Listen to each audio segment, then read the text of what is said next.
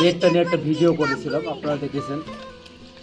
আজকে থেকে প্রায় 21 দিন পর আমি আবার আসলাম, মানে 21 দিন আগে এইটা আমি কেটে দিয়েছিলাম। বলতে পারেন এটা এক ধরনের গবেষণায় আমার, কারণ একটা কলমি শাক কতদিন পর পর কাটা যাবে সেই বিষয়টা নিয়ে আমি ভাবতেছি এবং আপনাদের সাথে শেয়ার করতেছি। আপনাদের কতটুকু কাজে লাগবে আমি জানি না।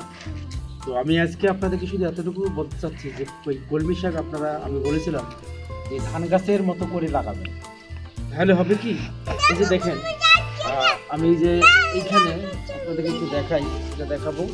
এই দেখেন একটা এখানে হয়ে গেছে, আমি এটাকে যদি আজকে আবার এইভাবে কেটে নিই, এই দেখেন কেটে নিলাম, আমার ধান গাছের মতো হয়ে গেল। আবার এটা কাটলাম, এই যে আবার এটা কাটবো, আমি এবার এটা রেখে দিলাম। এই দেখতে পাচ্ছেন, কাছে থেকে দেখো, এই তো এইভাবে কলমি শাকটা আসলে খুব সহজভাবে চাষ করা যায়। আমি আবার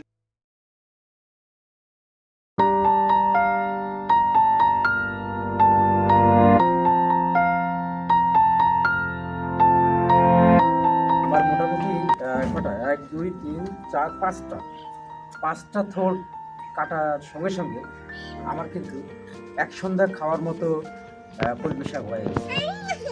দর্শক, আপনারা এইভাবে এই যে পাশে কাটলাম, আমি আবার কালকে এই যে এগুলো কাটবো, পরে এগুলো আপনারাও এভাবে যদি চাষ করেন তাহলে খুব সহজেই আপনারাও এই কলমি শাকের কিংবা বিভিন্ন শাকে, কলমি শাক, পুঁই শাক, একই সিস্টেম নিয়মিত শাকসবজি খেতে পারবেন এবং আমিও খাচ্ছি।